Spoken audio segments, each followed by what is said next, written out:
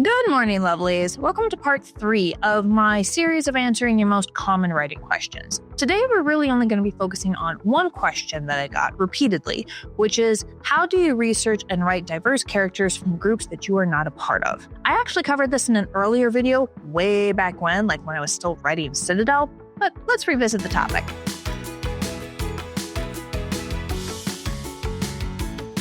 I should probably put a disclaimer here. While yes, we do want diverse casts and characters and the visibility of historically and currently marginalized groups should be highlighted and celebrated, it is always better to read from authors, that is, real-life people from those groups. It's under the hashtag own voices. You want Latino characters? Find Latino authors. Women characters? Women authors. Queer characters? Queer authors.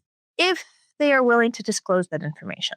And this is where things get tricky with own voices, because while things like ethnicity and gender are usually pretty obvious just by looking at the headshot, other things like religion, queerness, disability status, neurospicy level, those are not automatically disclosed, and many authors choose not to talk about them at all, as is their right. Also, I want to take a moment to rant about the publishing industry as a whole, because this is a problem. Literary agents and editors will say that they want own voices, but they don't publish nearly as many of those as they imply or frankly should. For example, the vast majority of agents and editors are white, and as I'm sure many authors of color will tell you, white people tend to get pretty uncomfortable when BIPOC authors are blunt about their treatment and life experiences, especially at the hands of so-called allies. So a lot of those agents and editors and publishers tend to gravitate more toward books that center BIPOC characters and themes, sure,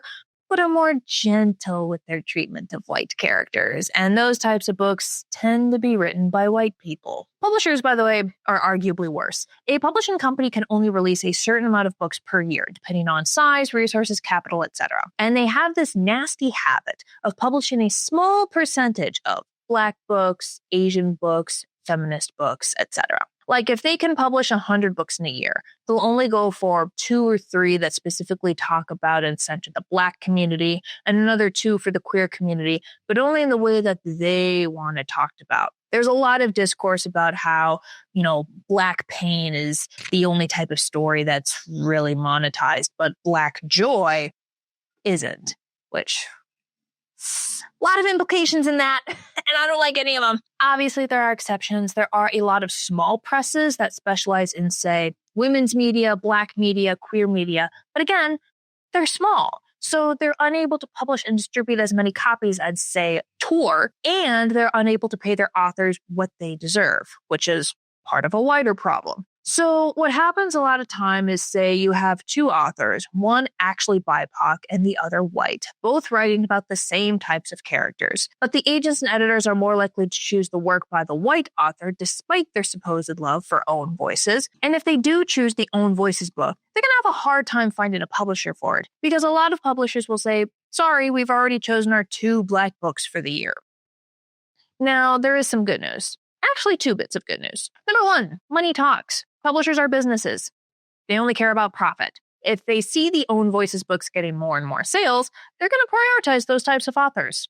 Simple as that. And number 2, self-publishing is changing the game. It is becoming a lot easier and more accessible to polish, publish, and sell your own books at the same level of quality as a traditional publisher. And that is losing traditional publishers money, because unless they get the reprint rights from the author, they're not getting that bag. This is why a lot of own voices authors choose to self-publish. They get tired of getting rejected, so they do it themselves. And if you've read a really good own voices book recently, you should put it in the comments so we can all check them out, whether they're traditional or self-published.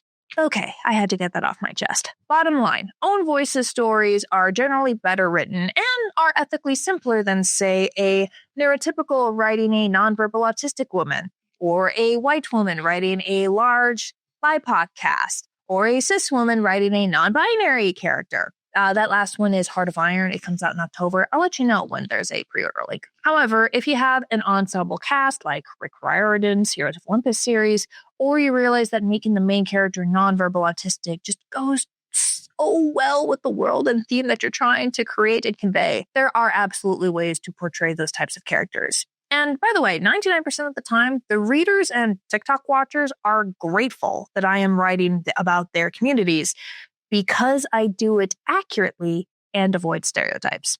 Most fans don't care nearly as much about the source so much as they care about the results. There's probably a quip in there about capitalism, but I slept through my economics class, so we're just going to move on. I'm going to show you my process for writing characters from groups that I'm not a part of, as well as how that process has evolved over the years. Step 1, real life research. Let's say you're writing a fun fantasy story, and you want the nerdy, geeky love interest of the story to be a trans woman. For whatever reason. Maybe your best friend is trans and you want to base the character off of them. Maybe you have a crush on Laverne Cox. Maybe you just want a challenge. Your first step is obviously research. What does it mean to be transgender? What are the general steps and different methods of transitioning? What is the history of the transgender community, especially trans women? What are the current social issues? What is day-to-day life like for a trans woman, especially those who are in the same general age as your character? Even if this is a fantasy story, even an epic fantasy where you're creating a whole new world with totally different gender and social norms, you still want to do this type of research. You don't have to become an expert, but you do have to be able to hold a conversation with an expert for 5 to 10 minutes without sounding like an idiot. Obviously, things like history books and memoirs, blogs, and scholarly articles are going to be your best friends, but also platforms like Reddit, Quora, YouTube, and TikTok. I regularly search the more personal questions on Reddit to get the details right. There's this scene in Heart of Iron where JC and Nicole are going on a proper date and they're talking about food. And I realized that I have never given Nicole, the autistic woman, any food sensitivities, which didn't seem right. So I did a general search on Reddit, and the most common food sensitivities among autistics that came up was mushrooms, bananas, and melons, especially watermelons. Not the taste, the texture. It's almost always the texture. Now, because Nicole is also Black, obviously I chose her food sensitivity to be melons, specifically to poke fun at that stereotype. It's basically an inside joke that also makes her feel more realistic. As for YouTube, TikTok, and blogs, try to find creators that are trans women. Follow them. Hear their stories. You'll probably also find some non-binary and trans men creators too, that just pique your general interest. You'll probably come out of this with a few new favorite creators to follow in your everyday life. When I was researching Olivia for Citadel, I also joined a bunch of Facebook groups designed for autistics and allies. That is important. Just to keep that community in my day-to-day feed. I'm still in them. I see their stuff every day. And so long as those groups are welcoming to allies, feel free to politely ask any questions you may have. Full transparency is always welcome, especially in those settings that are designed for community outreach and education. Remember, you're not trying to be an expert, and frankly, you never will be. All right? No man can understand what it's like to be a woman, that constant fear and pressure and all those little tricks that we've picked up since we were 6 on how to navigate the world. It doesn't matter how much they read or how many interviews they do, they will never have that bone deep understanding. I can never understand what it's like to be Black or Indigenous for the exact same reason. Keep that student mentality as you do this. Step 2, fictional research. You'll probably stumble on this while doing your real life research, but for the purposes of this video, we're separating them. What I mean by fictional research is learning about how this group has already been represented in media. And the way that historically marginalized groups have been represented, in Western media at least, is almost never good. Let's go back to our trans woman love interest for the fantasy novel. Your next research questions are going to be things like, what are harmful stereotypes about trans women? What are common tropes about trans characters? Best and worst portrayals of trans characters in media. You might have to widen this to the broader queer characters because trans representation is still very rare. In this example, you'll probably hear about the barrier gaze trope, which should have the more accurate title of barrier queers. That's when every queer character ends the story either dead or their romantic partner is dead, so they end the story very sad and tragic.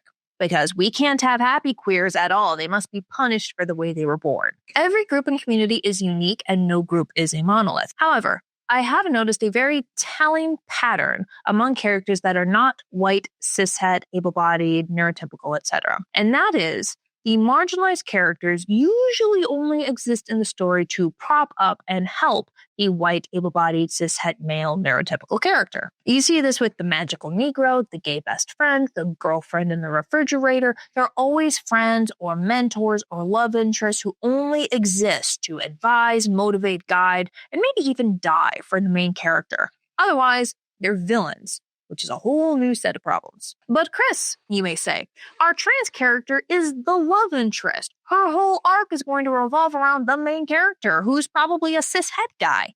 What do we do? So the femme love interest can still end up with the leading man. That's the point of a romantic subplot. The old black guy can still be a mentor, the gay guy can still be a best friend, but they need narrative arcs separate from that. For our nerdy trans woman, maybe she starts the story with no self-esteem, and as the book progresses, she gets more and more confident, more and more skilled. The main character can help her out, obviously, we do want them to end up together, but she should be the driving force behind her own story and transformation. Or maybe her arc revolves around forgiveness. Another character seriously wronged her, and maybe they've sincerely apologized and done a 180, and they're doing everything they can to make up for their mistake, but she just can't let that anger go, and it causes problems. Maybe she's the one who messed up, so she gets a redemption arc. Maybe she's one of those cold, distant types or straight-up mercenary who discovers the power of friendship. Maybe she's a denizen of a dystopia who rediscovers new reasons to hope and fight back. Maybe her brother is in danger and she has to rescue him, recruiting the main character in the process. Maybe her brother died and she's dealing with the grief. Maybe she already has kids and she's struggling with motherhood, which would complicate the romantic subplot because yeah, she might dig this guy, but is he going to be a good father? Note that none of these potential arcs have to do with her being trans. Her being transgender is almost an afterthought. And this is where we get into this murky, contested gray area over whether or not cis authors can or should talk about contemporary transgender issues. Or more accurately, whether or not authors from majority groups can or should talk about issues concerning historically marginalized groups. Because there is a difference between, say, a trans character and a trans story. Let me show you what I mean, and we're going to flip to race. The Black Panther movies directly confront issues like colonialism, imperialism, racism, all those things. I mean, yeah, they're about superheroes, but they're also about surviving white people. On the other hand, Finn from Star Wars doesn't deal with any of that. I mean, yeah, he's still dealing with an evil empire, but while the rebels have 99 problems, systematic racism isn't one of them. At least not in story. Now, these two movies basically exist on a spectrum. Black Panther isn't even the far end of it. That'd be something like Tomi Adeyemi's Children of Blood and Bone, which is basically just Black Lives Matter in fantasy font. Or everything written by Nadia Korafor, who tackles everything. Seriously, read their stuff. It's really good. The spectrum is having a diverse character with no social commentary, all the way to explicitly talking about issues in this specific group in great detail to the point that it is a defining theme of the story. There's a lot of gray area, as I myself have discovered while writing Citadel and a sequel, but that's the seesaw. If you're just starting out, I recommend aiming for Finn. Casual representation that just exists in the world, deal with it. Now, you are going to get a lot of, why'd you make this character black? Why'd you make the girlfriend trans? Why not? That's your answer. Why not? Casual representation is just as important as directly confronting social issues. It's also a lot easier. For Heart of Iron, there are a handful of scenes where JC deals with queerphobia directly. They are dead-named by their parole officer, they're insulted by gang members, they're mistreated at the doctor's office and the police station. And I felt like I had to include those scenes because even though it is urban fantasy, it is still very much grounded in the real world with real issues, and those issues have affected JC's life and views of the world. The story isn't about JC dealing with queerphobia as a non-binary person, but it does come up. Just like racism kind of comes up in Nicole's life a few times when she's dealing with Confederate vampires, or when she's arrested and she's like, yeah, this is not the first time I've had to do this. I was at the George Floyd protests. Compare that to Aficha in The Witcher Trades with Death. They are also non-binary, as well as physically disabled from a previous battle in the backstory, and literally nobody cares.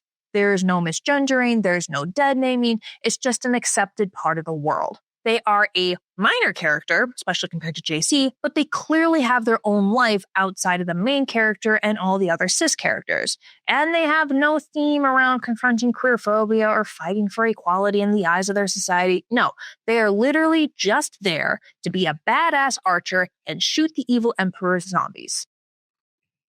Even more obvious, in my Blackwing novella series, almost every single major character is queer in some way. The paladin Genua is an aromantic pansexual woman, the necromancer is an old gay, the young necromancer is trans, and that's that. I considered having patriarchy and sexism to be a part of this world, giving Genua another more invisible enemy to face, but frankly, I had just finished Citadel, and I was so sick of patriarchies, so I refused to write it. The magic system, particularly necromancy, is a very thinly veiled metaphor for queerness and other minority statuses that have wound up persecuted, so those themes are still there, but also not. We have this nasty habit of forcing historically marginalized characters to justify their existence in stories. There's this unspoken rule that you can only have BIPOC characters in leading roles if you're explicitly talking about racism. You can only write trans characters if the story's about transphobia. You can only have a woman main character if she's tackling sexism. Don't get me wrong. I love stories where those issues are confronted head on. We need them. But we also need more casual representation. I don't live and breathe to fight sexism. That's not my purpose in life. My purpose in life is to eat my weight in chocolate and coo over dog videos. Fighting the patriarchy is a part-time gig at best, and I do that grudgingly. There's no other choice there. This is where it would be helpful to locate and read the works, or watch movies and shows that are own voices. So in our example, see if you can find trans authors, screenwriters, directors, actors, content creators. Look for their work and consume it, especially if those stories involve trans characters. How do they portray themselves compared to cis creators? Look for reviews of these works, especially trans reviewers. What was the response? Step 3, sensitivity readers. Okay, so you've researched as much as you can. You have written your manuscript. Now what? Straight to the editor? No. You recruit sensitivity readers. Authors frequently recruit beta readers after they've got a somewhat polished manuscript. Before giving it to editors, they give it to random readers, traditionally friends and family, ideally other authors, and often random people on the internet to get their thoughts. It's basically marketing research. It's like when they create a video game and invite random gamers to give it a shot before release, and this gives them the opportunity to fix any bugs those gamers found, again, before release. Same basic principle. Sensitivity readers are a specific type of beta reader. They are from the group that you are writing about and will tell you all the things that you got wrong. Basically, for this example, you want to find as many trans nerds as possible, especially trans women, to read your work and tell you all the things that you got wrong about your trans character. It's terrifying, but it must be done. If you did your research properly, chances are good that they're only going to spot small mistakes or details that you, as a cis person, just didn't think of. Things like the side effects of estrogen are more like this instead of that. Or women's pants don't have pockets that deep. Is she still buying from the men's section? Or you actually can do makeup with a beard. It's just a little tricky. Of course, if you accidentally did a transphobia, like the trans character's arc revolves completely around the cis main character, she's actually a man pretending to be a woman to get into sports, she gets assaulted or fridged purely to motivate the man character, then they'll tell you that too. And then you've got some serious revisions ahead of you. Whatever their feedback, write it all down and do your best to comply. Some of it may contradict itself because, again, no group is a monolith. There's bound to be disagreements, so make your best judgment based on the needs of your story and characters. Now, where do you find sensitivity readers? That is the question. When I was first starting out, I got most of my readers from Facebook groups. There are groups that focus entirely on books and writing. Yeah, sure. And you can look there. But for something like trans readers specifically, or in my case, autistic readers, find those groups of trans people. Again, make sure they are open to allies. If it's supposed to be a trans-only space, they're not going to appreciate you barging in. Join those groups and then write a post saying, hey, I'm X. I'm a cis author. I've written a fantasy book with a major trans character. I was wondering if anyone would be willing to read it before I start querying agents, just to make sure that I don't miss anything obvious. And then you pitch your book. It's telepathic telekinetic wolves with wings. It's a girl selling pieces of her soul to death to escape an evil emperor. It's a paladin and necromancer forced to work together to save the world. Whatever. And be sure to add any trigger warnings. Then you hit post. If you did it right, you'll probably get anywhere from 3 to even 10 sensitivity readers per group. Not all of them will finish your book. The unfortunate reality is most beta readers will let it fall by the wayside and don't ever give you feedback, so you can expect a few ghosts. But those that do, take their word as gospel. Be sure to thank them for their time. They are doing you a massive favor for free. So if they ask you to help them move over a weekend, you're there 5 minutes before the moving truck. These days, I can usually just ask my fans. Thanks to my research in previous projects like, Citadel and Blackwing, I was able to write diverse characters for CaFae Latte. I write an autistic character like Nicole. I get autistic fans. My autistic fans tell me in the comments when I'm doing good, and when I goof, I improve my writing, Nicole gets better. I get more autistic fans. It's a very symbiotic relationship. Oh, battery's up 5%. They are both consuming my content and teaching me how to make it better. And a good author will remain firmly in student mode and take detailed notes. For Heart of Iron, I asked people who backed the Kickstarter if any of them, especially anyone who was non-binary, sapphic, bisexual, diabetic, Black, a recovering addict, previously incarcerated, and or autistic, would be willing to do this. Because I've got a good relationship with my fan base, they were really excited to both get an early draft of the book and help with its creation. I also asked some of my patrons on Patreon who had previously tipped some of those boxes, and they also stepped up. If they're already giving you money to support your work, they'll probably give you their time too. And if they're already a longtime fan, then they'll like a look behind the scenes. And they all thanked me for the opportunity. And I'm like, you guys know that you're doing me the favor, right? Then once you have revised one more time with that sensitivity reader feedback, then you can start querying literary agents for a traditional publisher or hiring a freelance editor for self-publishing. And then it's just like selling and marketing any other book. Then you write the sequel, or you write a whole new book with a brand new type of character, and the whole cycle starts all over again. That's how I research and write characters from diverse groups. My books are linked in the description of this video, so if you want to check them out and see how well I did. Let me know your thoughts and methods in the comments, and I will see you next time. Bye, lovelies. Beat it. In the corners of my mind I roam, a forest built where dreams call home. Hushed whispers sneak through ancient trees, carrying secrets on the midnight breeze. Oh, whispered shadows in the dark, sewn in my diary with every spark. A fantasy dance of stars collides. Your voice guides me where the wild hearts hide. Pages stained with moonlight's glow, ink like rivers that softly flow. Every word a truth untamed. The wild in me cannot be chained. Oh, whispered shadows in the dark, sewn in my diary with every spark. A fantasy dance of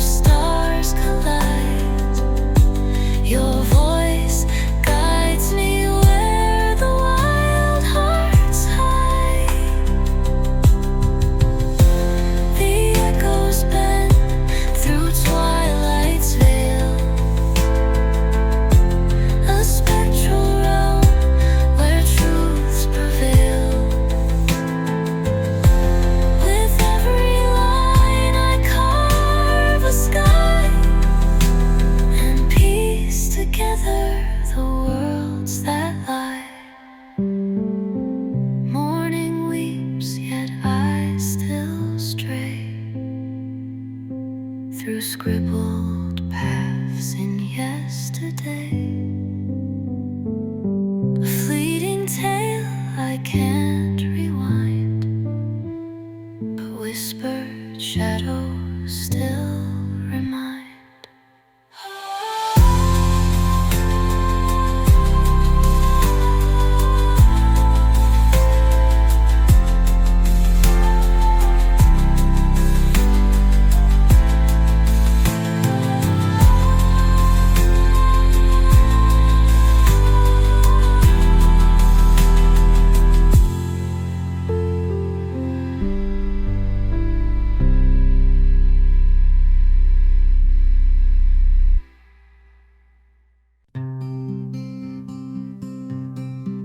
In the forest deep, where shadows fall, lives a queen who stands so proud and tall. Her throne of whispers, her kingdom's call, with dragons fierce who hearken all. Through the misty woods her anthem rings, a symphony of wild and wondrous things. With scales and wings and ancient kings, she's the spirit of forgotten springs. Raise your voice like a dragon's roar. Queens of old, we will be no more. In our hearts we feel the core, strength and power forevermore. Beneath the moon, with stars so bright, she dances in the silver light. Her gaze is sharp, her spirit might, a queen who guards the forest night. Through shadows deep, through oceans wide, her echoes heard on every tide. In legend now her name's our guide, to lands where ancient secrets hide. With a gaze like embers burning gold, she leads her tales of legends told. Her story's one of courage bold, in songs of old she will unfold.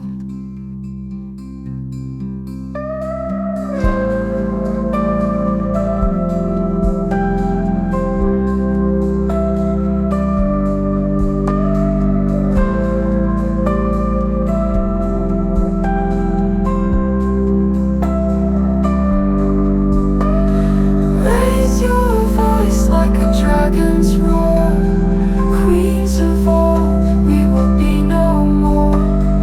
In our hearts we feel the core, strength and power forevermore. Beneath the moon, with stars so bright, she dances in the silver light. Her gaze is sharp, her spirit might, a queen who guards the